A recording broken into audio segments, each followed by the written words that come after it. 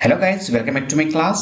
In today's class, we are going to teach you synonyms and antonyms, English grammar for all students, presented by ಕವಿರಾಜರಿಗೆ.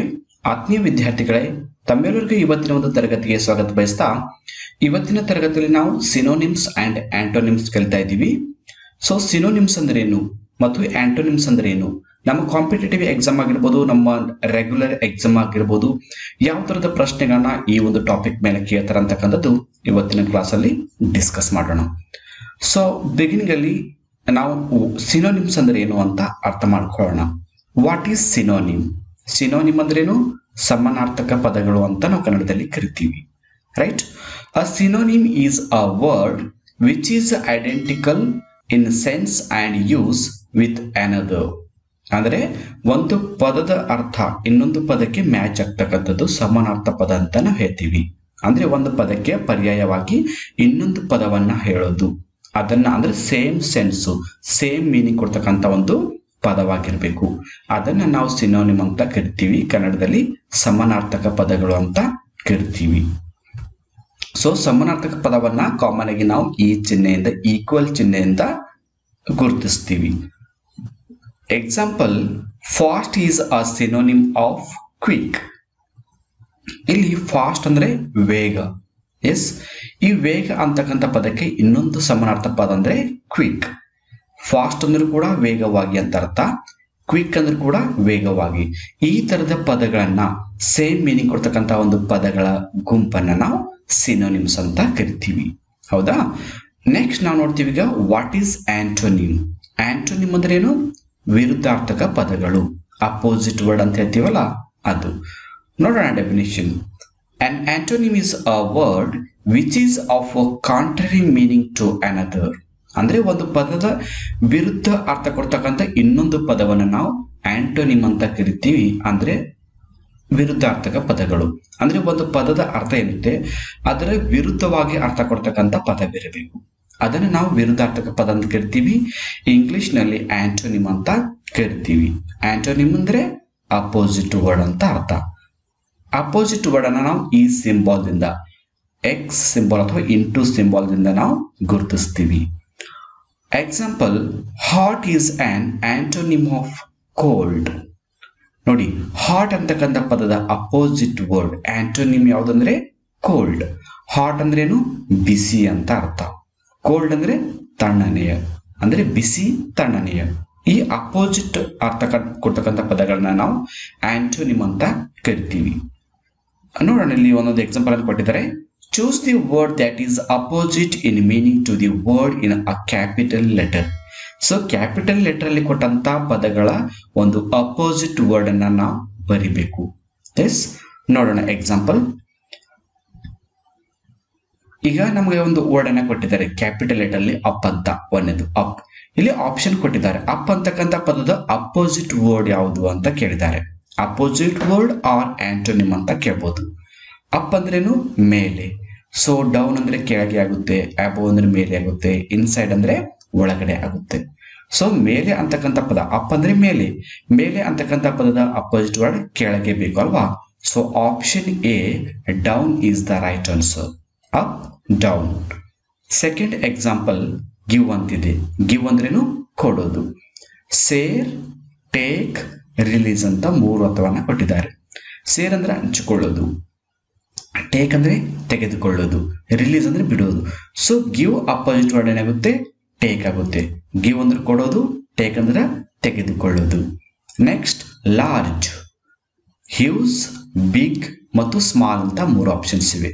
Large ಅಂದ್ರೇನು? ದೊಡ್ಡದು, size ಅಲ್ಲಿ ದೊಡ್ಡದನ್ನ large ಅಂತ use ಮಾಡ್ತೀವಿ. Option ಅಲ್ಲಿ huge ಅಂತ ಕೊಟ್ಟಿದ್ದಾರೆ, big ಅಂತ ಕೊಟ್ಟಿದ್ದಾರೆ, ಸ್ಮಾಲ್ ಅಂತ ಕೊಟ್ಟಿದ್ದಾರೆ. ಸೊ ಲಾರ್ಜ್ ಅಂದ್ರೆ ದೊಡ್ಡದು, ಅದಕ್ಕೆ ನಮ್ಮ ಅಪೋಸಿಟ್ ವರ್ಡ್ ಆಗಬೇಕು ಸ್ಮಾಲ್ ಅಂತ ಬೇಕು. ಈ ಹ್ಯೂಜ್, ಬಿಗ್ ಏನಾಗುತ್ತೆ? ಸಿನೋನಿಮ್ ಆಗುತ್ತೆ, ರೈಟ್? Next, happy. ಸೊ ಇಲ್ಲಿ ಆಪ್ಷನ್ಸ್ ಗ್ಲಾಡ್ ಅಂತ ಕೊಟ್ಟಿದ್ದಾರೆ, ಸ್ಯಾಡ್ ಅಂತ ಕೊಟ್ಟಿದ್ದಾರೆ, ಕಾಮ್ ಅಂತ ಕೊಟ್ಟಿದ್ದಾರೆ, ಹೌದಾ? ಗ್ಲಾಡ್ ಅಂದ್ರೆ ಕೂಡ ಸಂತೋಷ, ಸ್ಯಾಡ್ ಅಂದ್ರೆ ದುಃಖ, ಕಾಮ್ ಅಂದ್ರೆ ಶಾಂತಿ. ಸೊ ಹ್ಯಾಪಿ ಅಂದ್ರೆ ಸಂತೋಷ, ಸಂತೋಷದ ಅಪೋಸಿಟ್ ವರ್ಡ್ ಯಾವುದು? Option B, sad. Next, thin ಅಂತ ಕೊಟ್ಟಿದ್ದಾರೆ. Option A short, B thick, C skinny ಅಂತ ಇದೆ. ಸೊ ಥಿನ್ ಅಂದ್ರೆ ಏನು? ಥಿನ್ ಅಂದ್ರೆ ತೆಳ್ಳನೆಯ. ಅದರ ಅಪೋಸಿಟ್ ವರ್ಡ್ ಏನ್ಬೇಕು? ತೆಳ್ಳನೆಯ ಅಪೋಸಿಟ್ ದಪ್ಪನೆಯ ಬೇಕು ಅಂದ್ರೆ ಥಿಕ್ ಅಂತ ಆಗುತ್ತೆ. ಜಸ್ಟ್ ಲೈಕ್ ಮೋಟು ಪತ್ಲು. ಎಸ್. ನೆಕ್ಸ್ಟ್ ನೋಡೋಣ. ಬೈ, BUY, ಬೈ ಅಂದ್ರೇನು? ಖರೀದಿ ಮಾಡೋದು, ಪರ್ಚೇಸ್ ಮಾಡೋದು ಅಂತ ಅರ್ಥ. ಇಲ್ಲಿ ಆಪ್ಷನ್ ಎ ಸೆಲ್ ಅಂತ ಕೊಟ್ಟಿದ್ದಾರೆ, ಬಿ ಹ್ಯಾವ್ ಅಂತ ಕೊಟ್ಟಿದ್ದಾರೆ, ಸಿ ಹೋಲ್ಡ್ ಅಂತ ಕೊಟ್ಟಿದ್ದಾರೆ. ಸೆಲ್ ಅಂದ್ರೆ ಮಾರೋದು, ಹ್ಯಾವ್ ಅಂದ್ರೆ ಹೊಂದೋದು, ಹೋಲ್ಡ್ ಅಂದ್ರೆ ಹಿಡಿಯೋದು. ಸೊ ಬೈ ಅಂದ್ರೆ ಖರೀದಿ ಮಾಡೋದು, ಅದರ ಅಪೋಸಿಟ್ ವರ್ಡ್ ಮಾರು ಅಂತ ಬೇಕು, ಅಂದ್ರೆ option A cell. Next 7th ನೋಡ್ತೀವಿ, tight. Option A free, loose ಮತ್ತು ಫೋಮ್ ಅಂತ ಇದೆ. ಸೊ ಫ್ರೀ ಅಂದ್ರೆ ಏನು? ಉಚಿತ. ಲೂಸ್ ಅಂದ್ರೆ ಸಡಿಲ. ಫೋಮ್ ಅಂದ್ರೆ ದೃಢವಾದ. ಟೈಟ್ ಅಂದ್ರೆ ಏನು? ಟೈಟ್ ಅಂದ್ರೆ ಎಸ್, ಟೈಟ್ ಅಂದ್ರೆ ನಾವು ಕನ್ನಡದಲ್ಲಿ ಹೇಳ್ತೀವಲ್ಲ, ತುಂಬಾ ಸಂಕೀರ್ಣವಾದದ್ದು, ತುಂಬಾನೇ ನಿಕಟವಾದದ್ದು ಅಂತ ಹೇಳ್ತೀವಿ ಟೈಟ್. ಸೊ ಅದಕ್ಕೆ ಆನ್ಸರ್ ಏನಾಗಬೇಕು? ಅಪೋಸಿಟ್ ವರ್ಡ್ ಲೂಸ್ ಅಂತ ಆಗ್ಬೇಕು. Next cruel. ಕ್ರೂಯಲ್ ಅಂದ್ರೇನು? ಹಿಂಸೆ ಮಾಡೋದು. ಬ್ಯಾಡ್ ಅಂತ ಕೊಟ್ಟಿದ್ದಾರೆ, ನೈಸ್ ಅಂತ ಕೊಟ್ಟಿದ್ದಾರೆ, ಕೈಂಡ್ ಅಂತ ಕೊಟ್ಟಿದ್ದಾರೆ. ಸೊ ಕ್ರೂಯಲ್ ಅಂದ್ರೆ ಹಿಂಸೆ, ಕೈಂಡ್ ಅಂದ್ರೆ ದಯೆ. ಸೊ ಅಪೋಸಿಟ್ ವರ್ಡ್ ಏನಾಗುತ್ತೆ? ಕೈಂಡ್ ಆಗುತ್ತೆ. ಈಗ ನಾವು ನೆಕ್ಸ್ಟ್ ಮತ್ತೊಂದು ಆಕ್ಟಿವಿಟೀಸ್ ಮಾಡೋಣ. Use the suitable prefix to form antonym. So ಒಂದು ಪದವನ್ನ ನಾವು ಆಂಟೋನಿಮ್ ಮಾಡ್ಬೇಕಂದ್ರೆ ಕೆಲವೊಂದು ಪ್ರಿಫಿಕ್ಸ್ ಅನ್ನು ಕೂಡ ನಾವು ಬಳಸಬಹುದು. ಅಂದ್ರೆ ಒಂದು ಪದಕ್ಕೆ ನಾವು ಬೇರೆ ಪದವನ್ನ ತೆಗೆದುಕೊಂಡು ಆಂಟೋನಿಮ್ ಮಾಡಬೇಕಂತೇನಿಲ್ಲ. ನಾವು ಕೊಟ್ಟಂತ ಪದವನ್ನೇ ನಾವು ಪ್ರಿಫಿಕ್ಸ್ ಅನ್ನ ಆಡ್ ಮಾಡುವ ಮೂಲಕ ನಾವು ಆಂಟೋನಿಮ್ ಅನ್ನ ಮಾಡಬಹುದು. ಸೊ ಪ್ರಿಫಿಕ್ಸ್ ಅಂದ್ರೆ ಏನು, ಸಫಿಕ್ಸ್ ಅಂದ್ರೆ ಏನು, ಈಗಾಗಲೇ ನಾನು ವಿಡಿಯೋನ ಮಾಡಿದ್ದೀನಿ. ಸೊ ಅದನ್ನ ನೋಡಿ ಅಂತಾಗ ಮಾತ್ರ ಇದು ನಿಮ್ಗೆ ಕ್ಲಿಯರ್ ಆಗಿ ಅರ್ಥ ಆಗುತ್ತೆ. ರೈಟ್. ಪ್ರಿಫಿಕ್ಸ್ ಅಂದ್ರೆ ಏನು? ಒಂದು ಪದಕ್ಕಿಂತ ಮುಂಚೆ ಯಾವ್ದಾದ್ರು ವರ್ಡ್ ಅನ್ನು ಸೇರಿಸಿ ಅದನ್ನ ನಾವು ಡಿಫ್ರೆಂಟ್ ಪದ ಮಾಡಿದಾಗ ಅದನ್ನ ಪ್ರಿಫಿಕ್ಸ್ ಅಂತ ಹೇಳ್ತೀವಿ.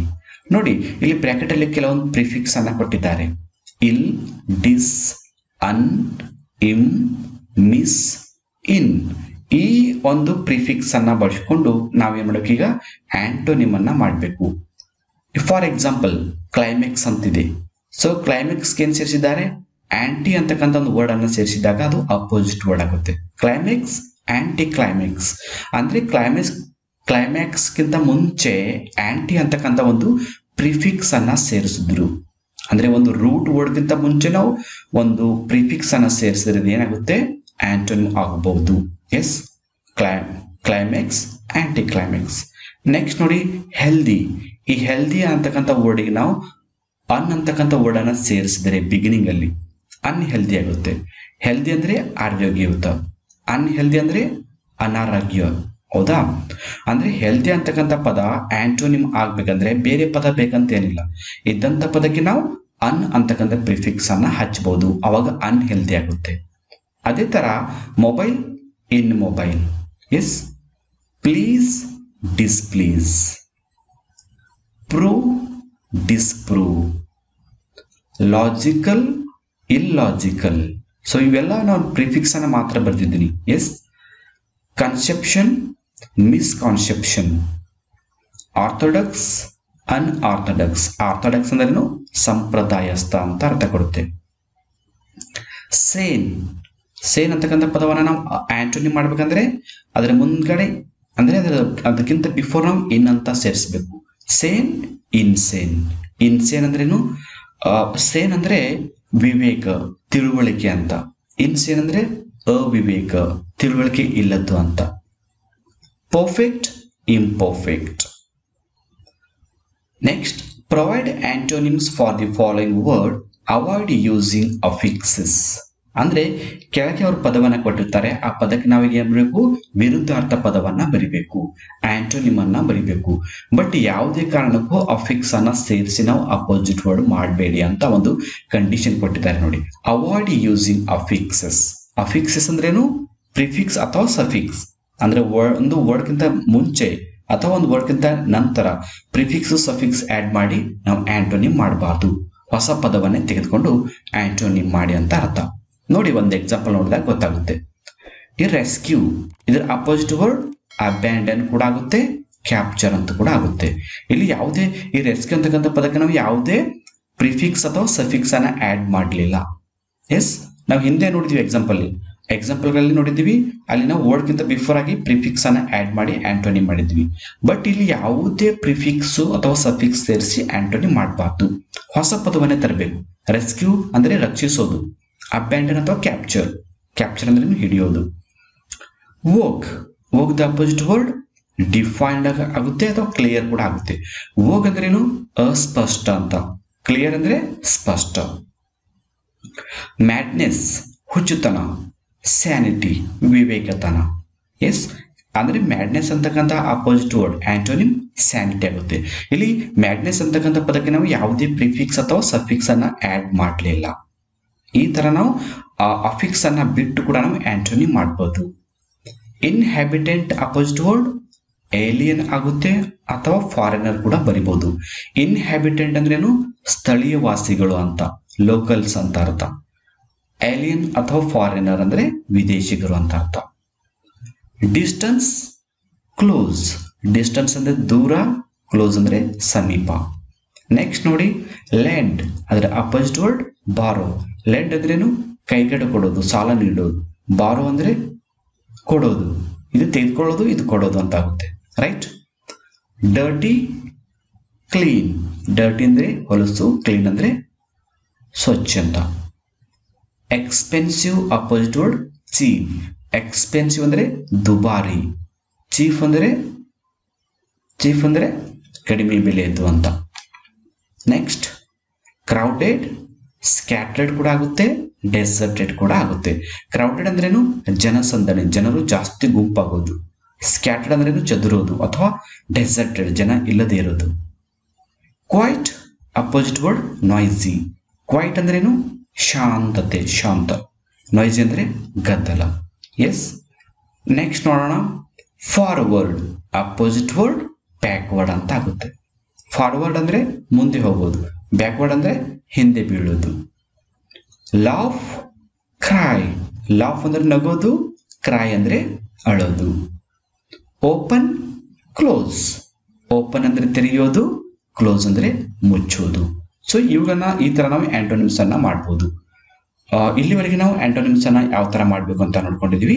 ಸೊ ಸಿನೋನಿಮ್ಸ್ ಬಗ್ಗೆ ಮತ್ತೊಂದು ವಿಡಿಯೋಲಿ ನಾವು ಡಿಸ್ಕಸ್ ಮಾಡೋಣ. ಸೊ ಈ ವಿಡಿಯೋ ಹೇಗೆ ಅನಿಸ್ತು, ಇದ್ರ ಬಗ್ಗೆ ನಿಮ್ಗೆ ಏನಾದ್ರು ಡೌಟ್ಸ್ ಇದ್ರೆ ಕಾಮೆಂಟ್ ಬಾಕ್ಸ್ ಅಲ್ಲಿ ನೀವು ಡೌಟ್ ಅನ್ನ ಕೇಳಬಹುದು. ಮತ್ತು ನಮ್ಮ ವಿಡಿಯೋ ಇಷ್ಟ ಆದ್ರೆ ಒಂದು ಲೈಕ್ ಮಾಡಿ ಮತ್ತು ನಮ್ಮ ಚಾನಲ್ಗೆ ಸಬ್ಸ್ಕ್ರೈಬ್ ಆಗಿ ಅಂತ ಹೇಳ್ತಾ ಇವತ್ತಿನ ಕ್ಲಾಸ್ ಅನ್ನ ಮುಗಿಸ್ತಾ ಇದ್ದೀನಿ.